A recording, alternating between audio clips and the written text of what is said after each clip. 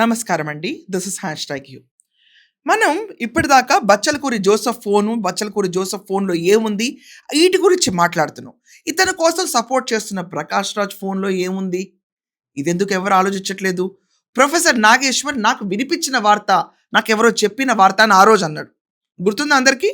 ఈ ఆంధ్రప్రదేశ్‌లో చిచ్చులు లేపడానికి వీళ్ళందరూ పెట్టిన పన్నాగాలని నాకు అనిపించినియి frankly speaking. So, professor Nageswararao చేసిన వ్యాఖ్యల్లో ఆయన ఫోన్‌లో ఏం దొరుకుతుంది? ఇలాగే ప్రశ్న రావణ్‌ని సపోర్ట్ చేయాలి. 24 గంటలు ఇదే పనిగా పెట్టుకోవాలనుకున్న తులసి చందు ఫోన్‌లో ఏం దొరుకుతుంది? ఇదెవరన్నా ఆలోచించారా? ఇది కేవలం ప్రశ్న రావణ్ జరుపుతున్న ఒక మావోయిస్ట్ భావజాలం మాత్రం కానే కాదు. ఇతన్ని సపోర్ట్ చేసే వాళ్ళ ఫోన్‌లో అట్ ద సేమ్ టైమ్ ఇతని టీమ్‌నైతే ఎలాగైతే ప్రశ్న టీమ్‌ని ఎలాగైతే వాళ్ళు పారిపోయారో, పరారులో ఉన్నారో, ఇతన్ని సపోర్ట్ చేసే వీళ్ళ ఫోన్‌లు కూడా వెతకాలి. ఈరోజు క్రిస్టల్ క్లియర్‌గా మీరు చూసుకుంటే గనక 'ఉమర్ ఖలీద్' ఫ్యాన్ అని చెప్పుకుంటాడు 'ప్రకాష్ రాజ్'. ఈ 'ఉమర్ ఖలీద్' ఫ్యాన్ పైన ఇతను కూడా మావోయిస్ట్ భావజాలాన్ని ప్రచారం చేస్తాడు. యాంటీ హిందూ ప్రచారం ఖచ్చితంగా ఇతనిలో ఉంటుంది. ఇది కాకుండా ప్రతి ఒక్క విషయాన్ని అంటే ఎవరైనా గవర్నమెంట్‌ని ఎత్తి కొట్టాలంటే ఇతను పక్కన ఉంటాడు. జస్ట్ ఆస్కింగ్ అన్న పేరుతో ముందుకొస్తాడు. ఇతని వెనకమాల ఎవరున్నారు? ఆ పొలిటికల్ పార్టీ ఏంటి? ప్రశ్న రావణ్ వెనకమాల ఉన్న పొలిటికల్ పార్టీ ఏంటో చాలా మందికి అర్థమవుతుంది. కానీ ప్రకాష్ రాజ్ చేసే ఈ జస్ట్ ఆస్కింగ్ డ్రామా వెనకమాల ఎవరున్నారని బయట కనుక్కోవాలి కదా ఖచ్చితంగా. వెరిఫై చేయాలి కదా!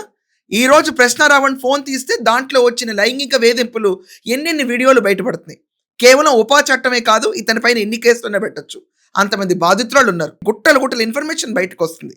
అదే రీతిలో ప్రకాష్ రాజ్ పైన ఇప్పుడు ఉపా కేసు నమోదు చేయాలని ప్రెషర్ ఎక్కువ ఉంది.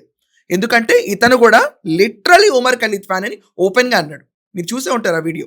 For wonderful people like Umar, jailing is like fermentation. He is brewing.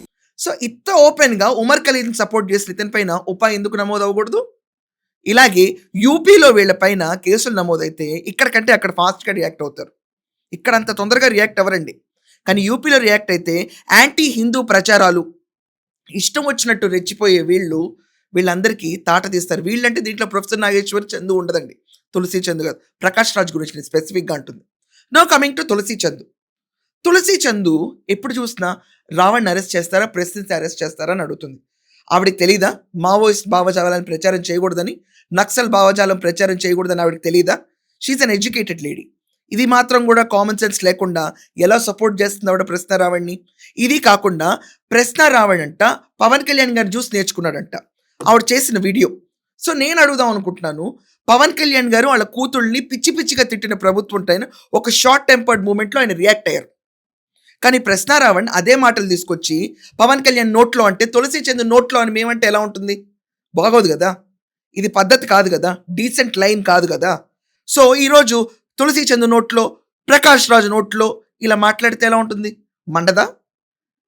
అదే రీతిలో రెచ్చగొట్టేటట్టు దళిత క్రైస్తవ మహాసభని పెట్టి ఆ రోజు అతను మాట్లాడి ఈవిడికి సమ్మగా ఉంటాయి. ఒక ఇంట్లో ఒక మనిషి చనిపోతే సామాజిక బహిష్కరణ చేశారు మొత్తం మాల కులస్తుల్ని. పవన్ కళ్యాణ్ నోట్లో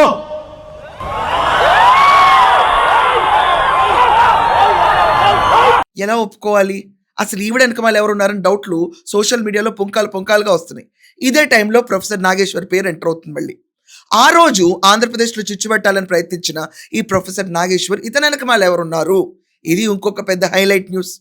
ఎవరున్నారు ఇతని వెనకమాల అని? Because he is a genius person, because he is a professor. దాని తర్వాత అది కాకుండా ఎమ్మెల్సీగా గెలిచారు. ఇది కాకుండా గ్రేట్ అనలిస్ట్ అని ఆయనే చెప్పుకున్నారు. నా దృష్టిలో అయితే గ్రేట్ కాదు. After this incident I lost my respect for him. That is a personal opinion at the same time again. So when I lost my respect for him, I don't want to talk much about him, anything great.